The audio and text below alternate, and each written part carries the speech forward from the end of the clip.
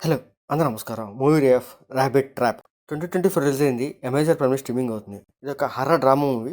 Horror scenes కన్నా drama సీన్సే కొంచెం ఎక్కువగా ఉంటాయి. ఆ డ్రామా సీన్స్ కూడా అంత ఇంట్రెస్టింగ్‌గా ఉండవు. చూడడానికి కూడా ఒక్కొక్కలాగా అనిపిస్తాయి. ఈ మూవీలో హర్రర్ సీన్స్ అంటే ఏదో 1, 2 అలా చూపిస్తాడు అంతే. మరీ భయం పట్టే సీన్స్ అయితే ఈ మూవీలో ఏం లేవు. మీరేదో హర్రర్ సినిమాను చూసి ఎక్స్‌పెక్ట్ చేస్తే ఖచ్చితంగా డిసప్పాయింట్ అవుతారు. సో, ఇది హర్రర్ సినిమా అయితే కాదు. ఇది ఒక సైకలాజికల్ డ్రామా మూవీ. ఇంకా ఈ మూవీ స్టోరీలోకెళ్తే డాఫ్నీ అండ్ డైరెస్ వాళ్ళొక మ్యారీడ్ కపుల్. వాళ్ళిద్దరూ ఒక మెజిషియన్స్. వాళ్ళు కొన్ని ప్లేసెస్ తిరుగుతా కొన్ని రికార్డ్స్ చేస్తూ ఉంటారు. వాయిస్ రికార్డ్ లాంటివి. డార్సీకి ఒక చిన్న ప్రాబ్లమ్ ఉంటది.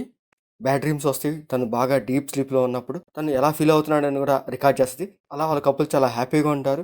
అలా హ్యాపీగా ఉన్న లైఫ్‌లో ఒక అబ్బాయి వస్తాడు. ఆ అబ్బాయి వచ్చాక ఏం జరిగింది? అసలు ఆ అబ్బాయి ఎవరు? అనేదే ఈ మూవీ స్టోరీ. దాని దగ్గరగా ఈ మూవీలో కొన్ని ఇంట్రెస్టింగ్ సీన్స్ అయితే పెట్టారు. ఆ సీన్స్ చూడడానికి కూడా ఒక్కొక్కలాగా అనిపిస్తాయి. డార్సీకి వచ్చే కొన్ని బ్యాడ్ డ్రీమ్స్ అవి కొంచెం హర్రర్ సీన్స్ లాగా చూపిస్తారు. ఆ సీన్స్ చూసినప్పుడు భయం కాదు కదా! అసలు చాలా నార్మల్‌గా అనిపిస్తది. చూడ్డానికి కూడా ఒక్కొక్కలాగా అనిపిస్తది. ఆ కపుల్స్ మధ్య లవ్ అండ్ రొమాంటిక్ సీన్స్ పెడతారు. మరీ అంత రొమాంటిక్ సీన్స్ అంటే హగ్ అండ్ కిస్ సీన్స్ వరకే ఉంటాయి. మరీ అంత అడల్ట్ సీన్స్ అంటూ ఏమి ఉండవు. వాళ్ళ మధ్య ఎక్కువగా కన్వర్జేషన్ సీన్సే పెడతారు. అవి చూడడానికి కూడా ఒక్కొక్కలాగా కనిపిస్తాయి. అలా హ్యాపీగా ఉన్న లైఫ్‌లోకి ఒక అబ్బాయి వస్తాడు. ఆ అబ్బాయి ఎవరు? ఏంటి అనేది క్లైమాక్స్‌లో ట్విస్ట్ అయితే పెట్టారు. అది చూడడానికి కూడా బాగుంటది. ఆ అబ్బాయి ఎవరు అనేది క్లైమాక్స్‌లో చూపిస్తారు. దానికి తగ్గట్టుగా ఒక మంచి ఎమోషనల్ సీన్ పెట్టుకున్నారు. ఆ ఎమోషనల్ సీన్‌తోనే ఈ మూవీ ఎండ్ చేస్తారు.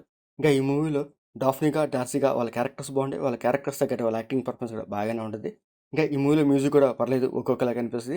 ఇంకా ఈ మూవీ టెక్నికల్ కాస్త పర్లేదు బాగుంటది. ఈ మూవీలో కొన్ని ఫారెస్ట్ సంబంధించిన కొన్ని నేచురల్ సీన్స్ చూపిస్తారు. అవి చూడడానికి కూడా బాగుంటాయి.